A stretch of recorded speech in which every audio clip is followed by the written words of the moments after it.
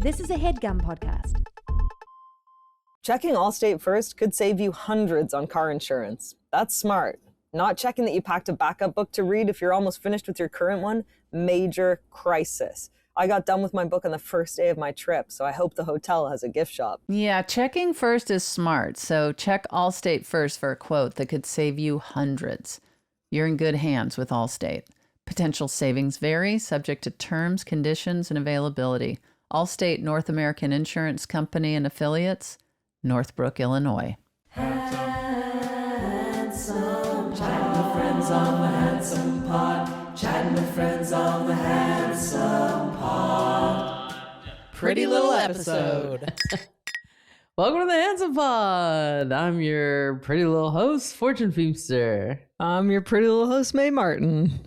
And Hello. we're feeling pretty and handsome. Yeah. Aw, yeah. It's good to see you. Lovely to see you, as always. Yeah. What have you been doing? What do you got there? You putting on? I'm putting on a little shirt because I was getting a little chilly in here. Oh, you gotta stay warm. I just got back from Indianapolis, Cincinnati, and Milwaukee, where it was 1 degree in Milwaukee was 6 degrees, and then I drove back to Chicago to fly out of there, and it was 1 degree. 1 degree. And that is just not okay. Yeah, that's not you. It's not very It's you. not me. It's not you. I'm beachy. It's character building, though. I was just the other day. I was thinking because I was talking to a friend of mine who grew up on the East Coast, and we were talking about in the winter how you had to wear your winter boots to school and then change into your school shoes, and you'd have like salt stains on your pants from the salt and just the feeling of like burning in your throat from the cold. Yeah. And we were like, some people in LA have never brought their school shoes to school, and it shows. Yeah, they have no idea about weather. I mean, I grew up in North Carolina where it's fairly tame, but the most I would have to do is like turn the car on in the morning to let it warm up and some of the ice melt off of the windshield. But it was not crazy. No, that counts. Yeah.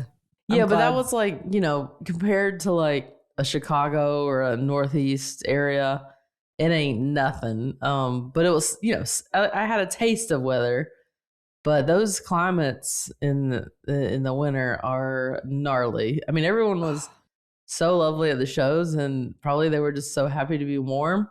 Yeah. But man, and it started snowing quite a bit while I was driving from after the show in Milwaukee. I drove to Chicago, and it's a little scary driving in that stuff.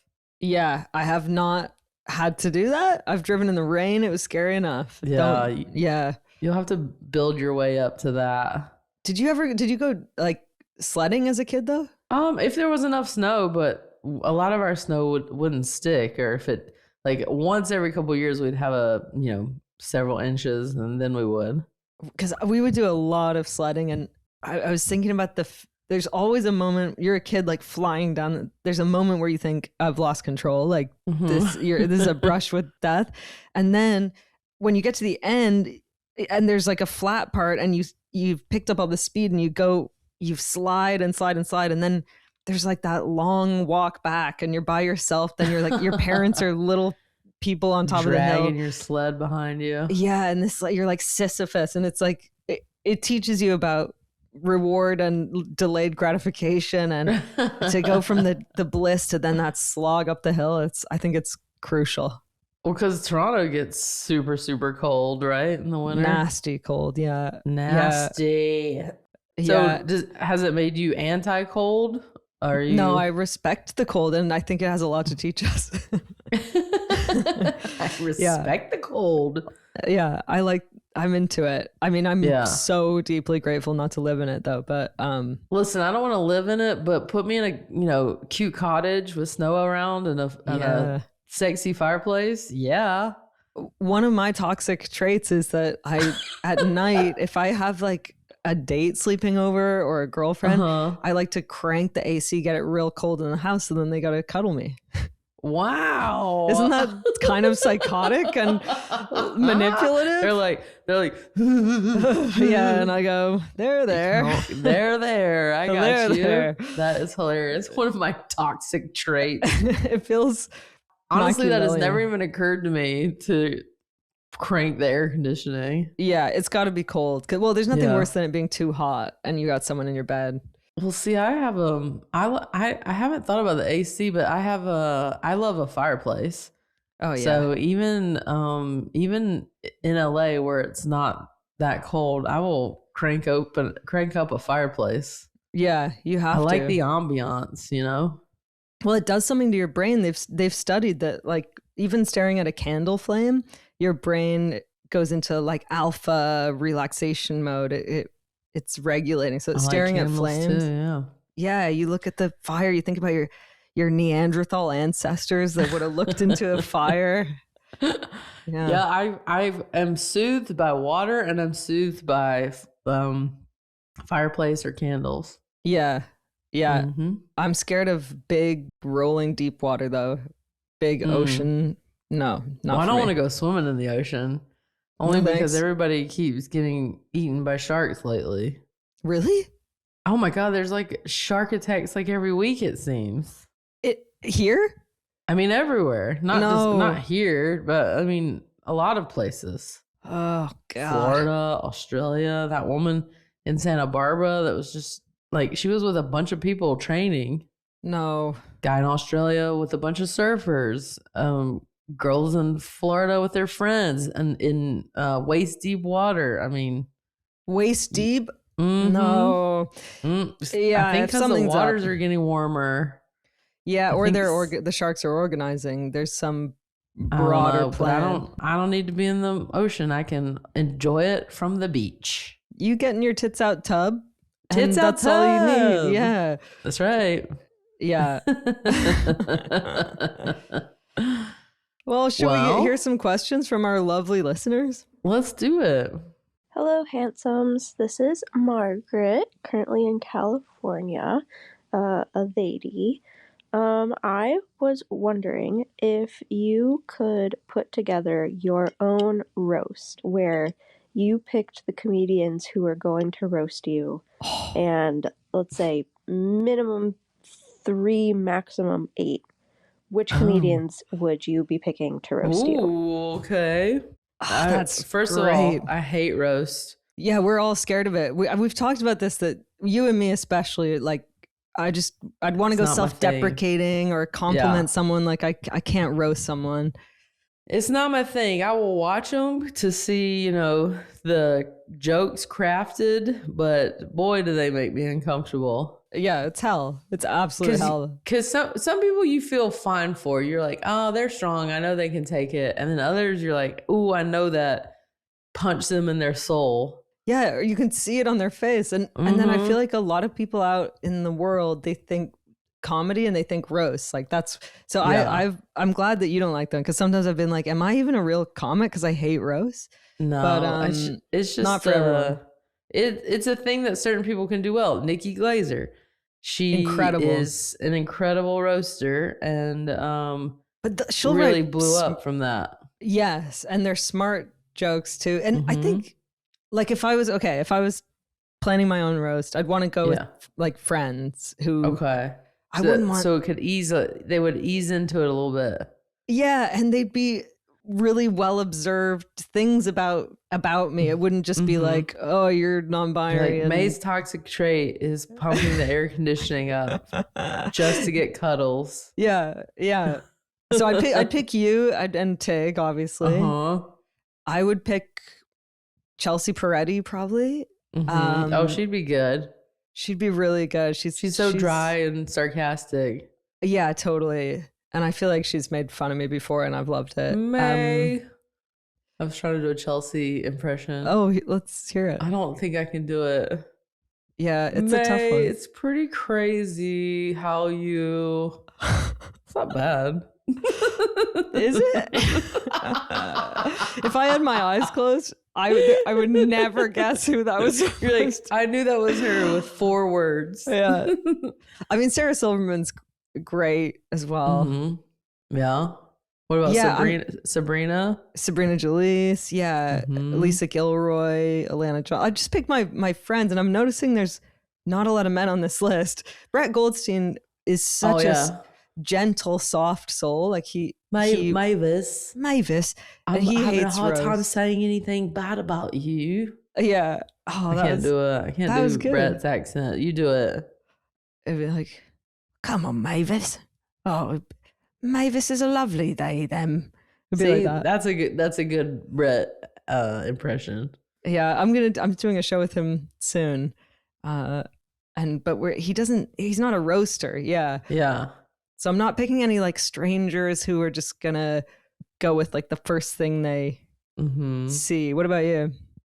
Oh boy, let's see. I would have you and Tig as well, because we would be looking handsome, and we'd probably have on a suit because we'd be on some sort of stage. And if people are gonna make fun of me, I at least want to be looking really sharp. Yeah, you're gonna look I actually had a roast for my 30th birthday. No. Yeah, in my backyard.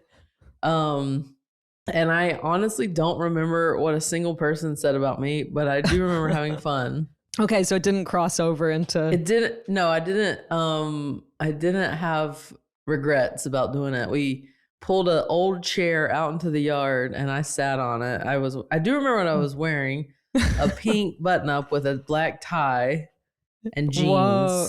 A pink shirt with a black tie. So roast for you, or that's about the outfit. We're learning. Yeah, I had to look sharp. Yeah. And I don't know. Yeah, clearly nobody said anything too hurtful, because I feel like if someone really stings you, it stays with you forever. Forever. So I think I came out of that unscathed, but it was my birthday, so I think they were going easy on me. Yeah. So were there any people that were at that roast that you'd have back?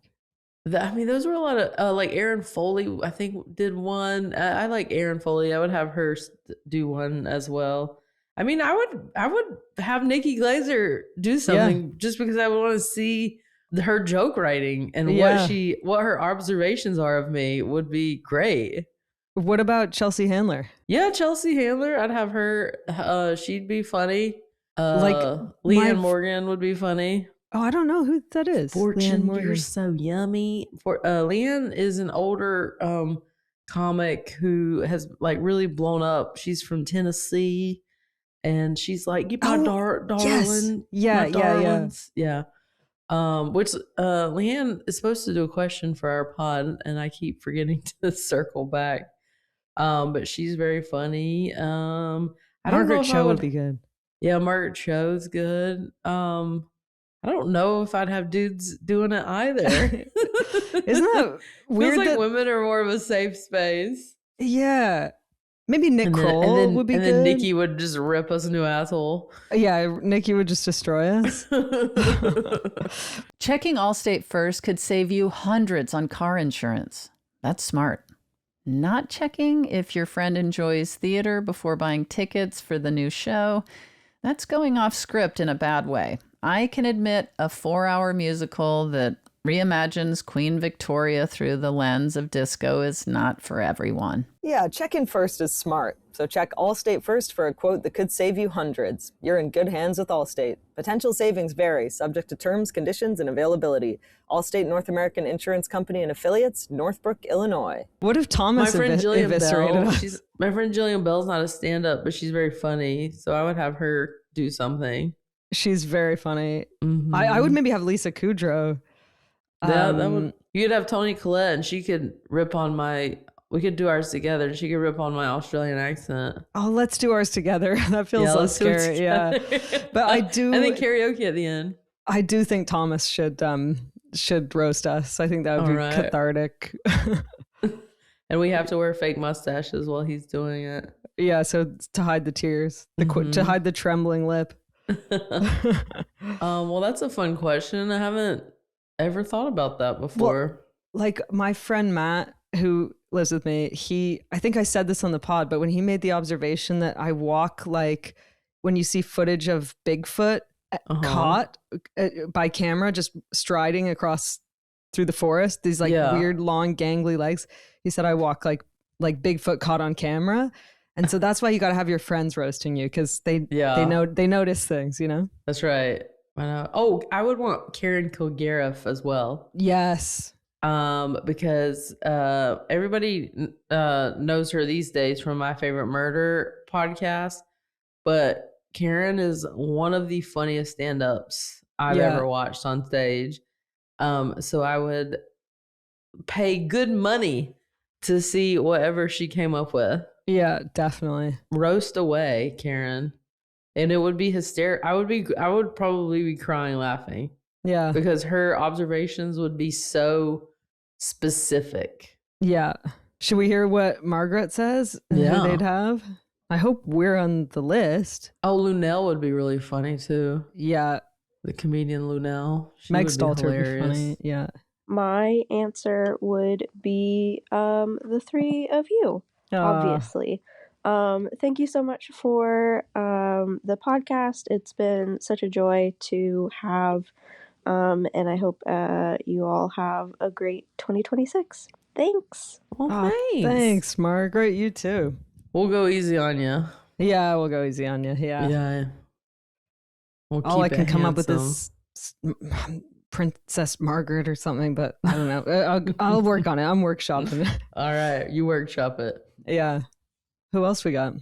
Hey, y'all. This is Melanie from Calgary, Canada. Hey. I have a question for you. What is a conspiracy theory that you believe in? Oh, Bonus points if you made it up yourself. This is right up your alley.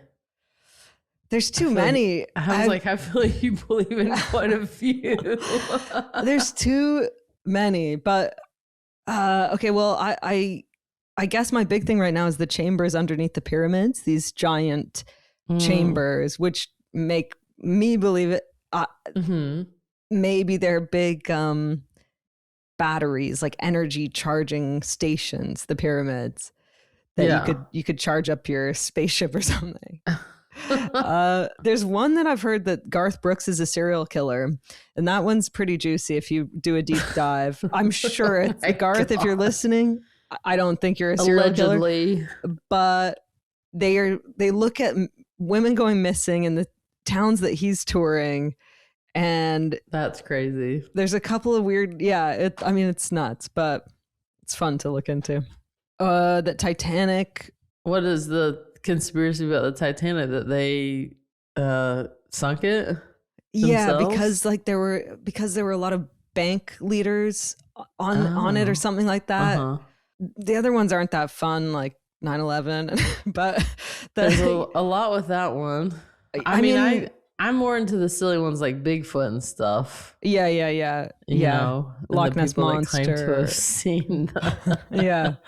To see that. Yeah, like my brother's pretty into giant creatures and things like giant sloths or great huge squid and things like that, and it's called cryptozoology. That's what it is. Yeah, and it's like almost mythic creatures, but a lot of people think they're real. Yeah. There's that one about John F. Kennedy and the umbrella guy. Oh, what's that?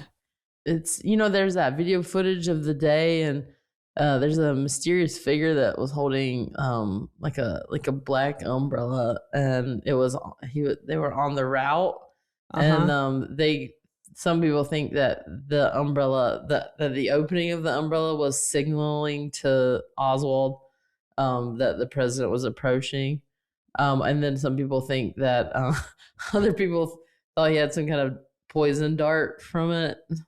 Oh, I don't know. Why would he need the poison dart? That making him like an easier target, I guess. Like, so, but I mean, he was like a sitting duck anyway. That theory to me does not hold water. But I just want to, before I die, just get a list of A, all the closeted actors, so I just know for myself, and B, all the conspiracy theories and the truth. But this is how Trump gained some traction, by being like, guys, if I'm president, I'm going to tell you about aliens. I'm going to open up the JFK files. I'm going to, and instead he's just done like, any of that. No. And he's like, but I won't release the Epstein files. Yeah. It's sketch.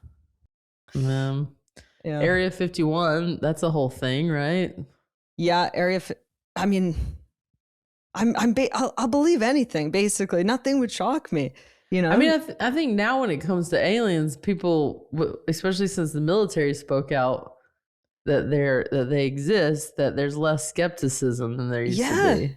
It's becoming pretty mainstream. Yeah. Yeah, the Nazca mummies are an interesting one. If you want to give those a Google. This. They're like alien mummies or something. I don't know. Well, but I would say in general, I personally am not a big conspiracy theory gal. Is that because you just are like, I don't want to waste energy down a rabbit hole? Or are you like... Yeah, it's more of like when there's not an answer to something. Yeah. I'll sometimes be like, oh, that's interesting. Like, what could that have been? But I'm not really spending a lot of time on it. I sort of take things for face value.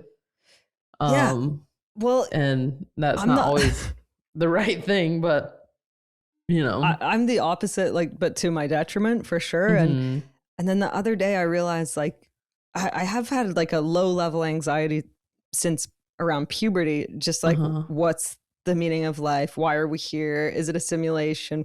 What happens after we die? Like all those questions. And then I realized I'm feeling like urgency, like I'm going to answer those questions. And I need to realize like the joy is in asking the questions. I'm not going to get answers. And I mean, some questions cannot be answered. We will not know. Yeah. So I have to get rid of that low level constant anxiety, which comes from this feeling like I haven't done my homework because I haven't figured out those questions yet. Yeah. But it's I think like, I'm too chill to like pry any further. You're like, it's not my business why we're here. People tell me I need to ask more questions. And I go, oh, okay. Yeah. I guess I could dive more into that thing. Right. I'm going to do a night. I saw someone did this and I'm organizing one at my house. It's a conspiracy theory night where we all wear tinfoil hats and then everybody has to prepare a presentation on a conspiracy theory. And it could be the craziest one and you present them to each other. Okay. That definitely seems like a May party. Yeah. Will you have snacks? I'll have snacks. I'll have hot dogs. One hot dog. One chips. hot dog between 12 people. Yeah. Everyone's like, can we just have a normal conversation? Well, if the party is planned for this purpose, your friends will come knowing this is the deal. Yeah. Yeah, I like it. I mean, Should we hear Melanie? I just real quick. Ahead. One good one is that Stanley Kubrick filmed the moon landings, and that The Shining is full of him confessing to that, and there's like hidden messages and clues and symbolism. There's a whole documentary on it. Huh. Yeah. Well, anyway, let's hear what Melanie has to say. There are a lot of people who do believe the moon landing never happened. Yeah, I don't know. I think it happened. Know. We need some conspiracies out there about the Handsome podcast. If anyone wants to start one, like that we're all AI or that. That's right. Yeah. Yeah, let's hear Melanie. My conspiracy theory that I made up myself that I 100% believe is that nobody actually likes beer. Everyone's just pretending because they don't want to admit that they don't like it and they're just kind of going along with drinking garbage water. But nobody actually likes it. And if you're going to say, I do like beer, what I have to say is that just further proves my point. You don't actually like beer. And you can just admit it. It's okay. I mean, taking a quick poll here, because Fortune, you don't like beer?